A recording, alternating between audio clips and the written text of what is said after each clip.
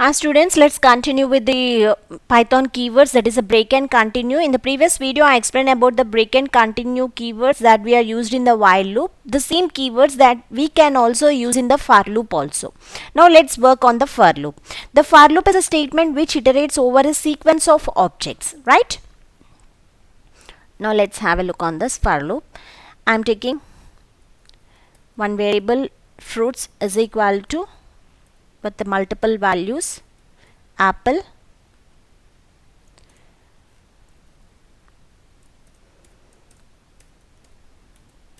banana, and I'm taking one more one cherry. Okay, so this is what the fruits variable is declared with the three items apple, banana and cherry. Now I'm writing the for loop for x in fruits. So x is a variable, so which is take the index value x of 0, x of 1, x of 2. Remember student, always the index will starts from 0 to n minus 1 in the Python language. Default it takes x of 0. So first it reads the x of 0 value and it's check if it is in the fruits. Okay, then I'm taking one condition. If x is equal to banana, then it has to break. Okay, print x value. So what will be the output? So first it takes the x of 0, that is the apple, and enter into the for loop, but it is not entering into the if condition because it is not a banana. So it simply prints the apple and again came back because it is a for loop. Still here we have x of 0, x of 1, x of 2 is there. We need to check all the elements in the fruits. Now x of 1 is a banana.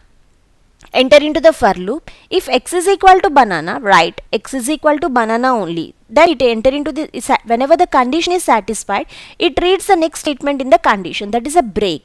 Whenever the break command is read, it is stop the loop even if the for condition is true.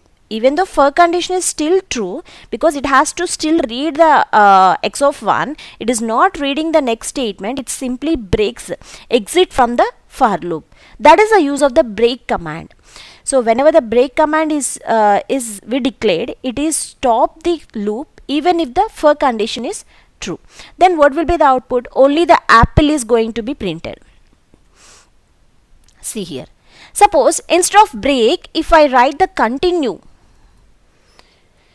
if I use a continue keyword instead of break, then what will be the output? So first apple is going to be read by the for loop. Okay, it prints the apple statement. Next x value is the banana. If x is equal to banana, yes, it is correct, x is equal to banana only. Then it enter in whenever the if condition is satisfied, it reads the next statement. The next statement is a continue.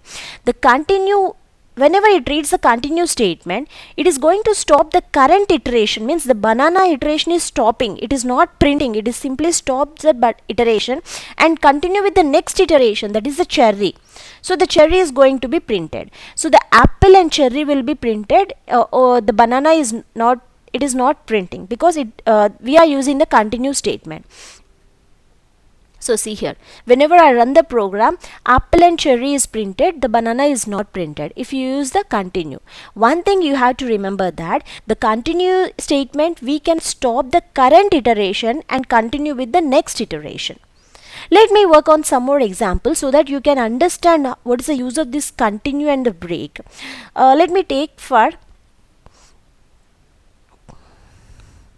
sorry,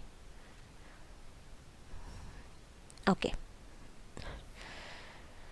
So for x in range of 6, let me take the 6 variables. X in range of 6 means 0 to 5 it is going to take. X in range of 6, it has to print the x values, print x value. Okay, else I'm using the else statement. What is the what is the use of else? Else it has to print finally finished. So what will be the output? So first it is printing the print x, print x of 0 1 2 3 4 5 until 5 it is printed. Whenever the 7 is there, the 7 is not in the range of 6, sorry, whenever the 0 to 5 is printed, 6 is there. Whenever the 6 is there, the 6 is not in the range of the for loop, so finally finished will be printed. It prints the next statement, that is the else statement, finally finished.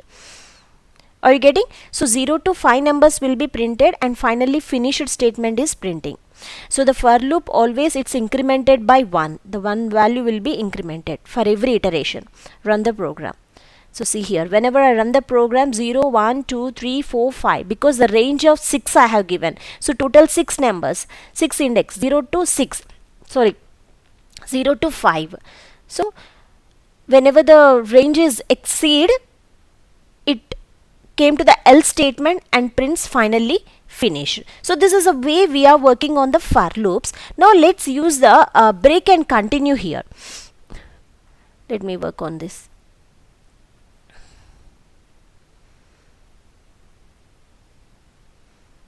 Okay, 1 second. Now for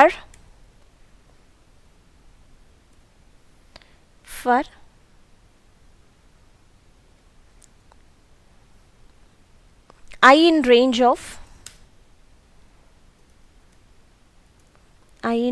let me take the range 1 comma 11. I'm just taking the I in range, means starting from 1 to 11, if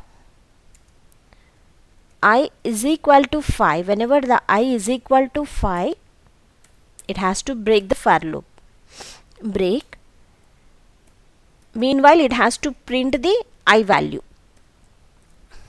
Okay, then what will be the output?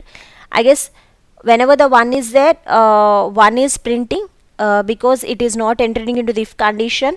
2, 3, 4, up to 4 it is printing. Whenever the 5 is came, it satisfies the if condition, it is breaking the for loop. Let's execute the program. So see here, 1, 2, 3, 4 is printed. Only 4 numbers.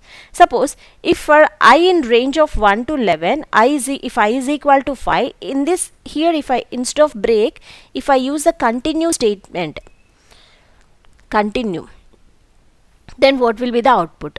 So 1 is printing, 2 is printing, 3, 4, everything is printing except 5. Except 5. Let's work on it. So see here, 1, 2, 3, 4 is printed, and again whenever I is equal to 5, here we use a continue for the same in the same program. The continue is, whenever the continue is met, that iteration is skipped. Only that iteration is skipped, but we do not exit the for loop. Hence all the values except 5 is printed out. So this is a way you have to work on for condition, for and the while loop, that we are using the keywords break and continue keywords we are using in the for and the while loops. Thank you.